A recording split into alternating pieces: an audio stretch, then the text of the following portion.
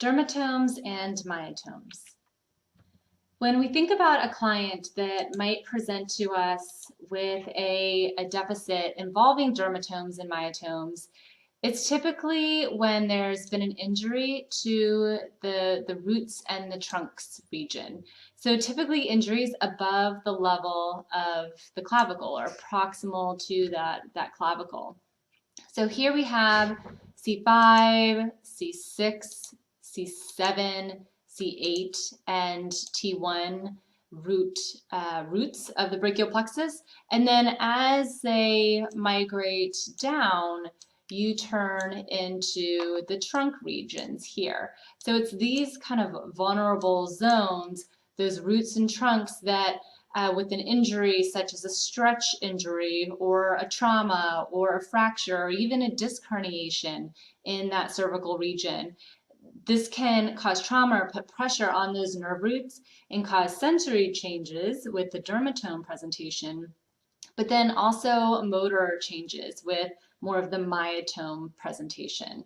So these types of sensory motor changes will look a little bit different than if you're talking about an injury down to these peripheral nerves. The way the sensation is and the motor presents itself will be quite different than if the injury is a lot more proximal. Here we can see an individual in the anatomical position, and if we're assessing dermatomes, we want to be looking at the cutaneous portion of the skin. So for the C4 region, I'm looking at the sensation over that upper trap region. C5 region, I would be looking at the skin, the sensation over that deltoid region. C6, I'm looking for the sensation in the thumb. C7, middle finger. 8, the small finger. And then T1 will be the medial aspect of that elbow and forearm. Now, dermatomes extend beyond these areas. If you ever look at a dermatome chart, you'll see there are these kind of stripes that are going down the arms and the legs. And so these dermatomes extend beyond the red points here, but these red points are areas that are purely going to be fed from that particular level. So for example, the thumb is always going to be C6 for the dermatome chart.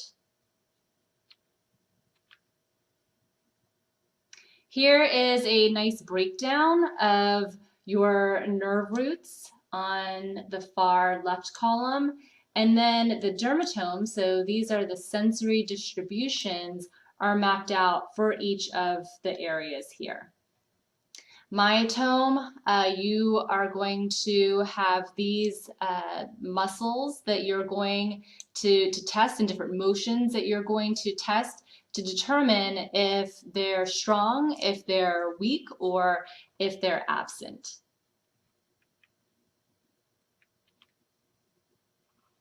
How can individuals be injured? So we have something called Klumpke's palsy, and if you take a look over here, somebody maybe was trimming the trees and they fell off their ladder. They grabbed the tree branch, and with their arm overhead, they ended up stretching kind of the lower aspect of the plexus. So as that plexus kind of runs down from the neck and out through the arm, the lower aspect will usually get stretched with those overhead activities. With babies being born, if the arm is stretched overhead, typically the lower aspect of the plexus, C8 and T1, will also be involved here. Versus if the baby's arm was down by its side and the head was forcibly taken out, then you would end up with more of an upper level plexus issue, like a C5, C6 region, and that's called something different. That's called Erb's palsy. Because lower plexus is involved with this particular injury, We see deficits a lot of the times within the hand, and we see this claw hand position. But if you think about your dermatome and myotome screen for C8, the sensation for C8 would have been diminished feeling in that small finger, okay? And then for the myotome, you would have also found diminished thumb extension. So are there other muscles involved? And will you see other areas that are weak? Absolutely. But this dermatome myotome screen is just a way to kind of do a quick and dirty identification of sensory and motor weaknesses. All right, the first assessment that we will be doing is a dermatome screen. So remember, this is assessing the innervation, the cutaneous feeling on the individual's arms and legs. For this video, I'll be showing the upper extremity dermatome screen. When screening your client, you basically are looking for, is it intact, is it diminished, or is it absent? And you'll be having your client close their eyes and testing from one side to the other side. So what I'll be doing is touching you on your skin in different parts of your arms, and you're going to let me know if you feel it first, and then if it feels same or different. Okay, so you can go ahead and close your eyes for me. Okay, same or different. Okay, so the skin over that upper trap will be the C4 dermatome. Okay, same or different. Same.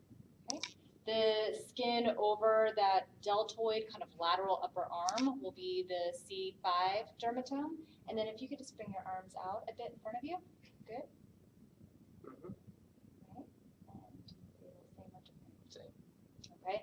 The skin over the thumb, the entire thumb, will be C6, and then straighten your fingers out for me a little bit. And same or different? Same. Same, okay. The entire middle finger, that will be C7 dermatome. Same. Okay, the entire small finger, C8 dermatome. And then can you feel this? I feel. All right, and is it same or different? Same. Okay, and this will be the T1 dermatome. And you can open up your eyes for me. All right, so basically here, if he was able to feel it on one side, but he wasn't able to feel it quite as well on the other side, that would be a mark of diminished, okay? If he couldn't feel it at all, couldn't feel it with the comparison, that would be absent. So this is really just a screen to kind of test in those segmental distributions to determine, again, if it's intact, diminished, or absent. Okay, so for example, if somebody had a C6 nerve root impairment, then they might present with their entire thumb feeling numb and tingly. Okay, the myotome. So myotomes look at muscle strength and power, looking at how the nerves are innervating segments of different muscle groups. So when we think about that, there's a really easy way that I will show you to remember it. And it's a basketball analogy as you're standing on the line and going for your 2 points. The first thing that you want to do is pick up your basketball. And but before you do that, actually, you want to warm up, right? So warm up your trap. You want to do a few shrugs, okay? So with those shrugs, think about scapular elevation. That's going to be C4 myotome, okay? So having your client shrug up. Once you're warmed up and ready to go for your shot, you then pick up your basketball and you go into glenohumeral joint abduction at about 90 degrees, right? So that's going to be C5 is shoulder abduction to about that 90 degrees, okay?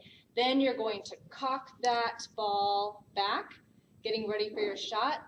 So the wrist extension is going to be C6, okay? You go for the shot and you're going to extend that elbow, flex the wrist. That's going to be 7, and it actually makes a 7 as you extend, okay, so 7. 8, you make the shot, so 8 is great. So finger flexion, thumb extension. So thumb extension will be what you're assessing there.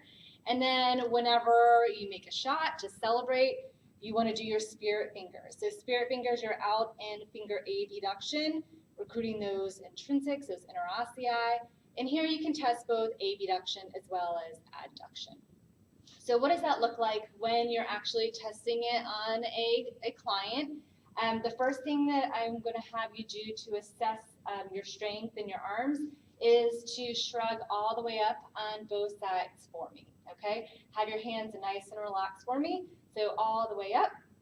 Good, and I want you to hold it there, okay? So hold it there, don't let me move you. Hold, hold, hold, okay? And you're basically looking for is he's strong, equal on either side. Is there some weakness there? So is it diminished or is it completely absent where he's not able to recruit it at all, okay? So that would be C4. C5 is going to be, I want you to bring your arms out like this, and I want you to hold it there. Don't let me move you. So ready, hold, hold, hold, nice and strong. Good, and I'm coming over here, hold, hold, hold, nice and strong, okay? So C5. C6, remember that was elbow flexion and wrist extension. So I want you to bring your arms into this position, elbows tucked in tight, drop your forearms down a little bit, okay? I want you to hold that for me.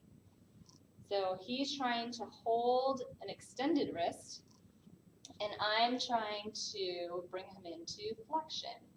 So if we go back to that client that had that C6 nerve root issue, remember their thumb would present with numbness, tingling for the dermatome, but then when I tested his wrist extension, he would be likely weak on the involved side, okay? So C6, C7 is going to be elbow extension. So I want you to come up in this position, bring out your arms a little bit, just like that, okay? I'm gonna be pushing you, you hold it, don't let me move you, okay?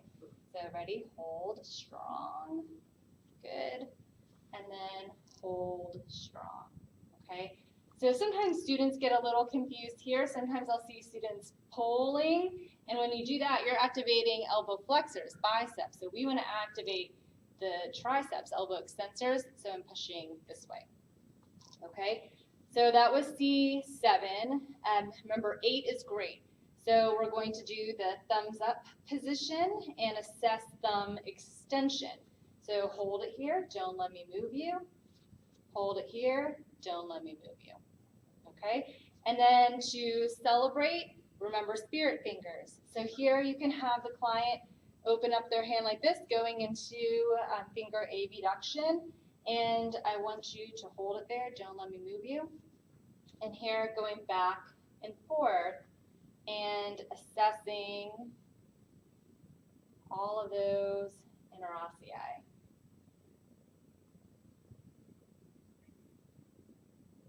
Hold, hold, hold, hold, hold, hold, okay?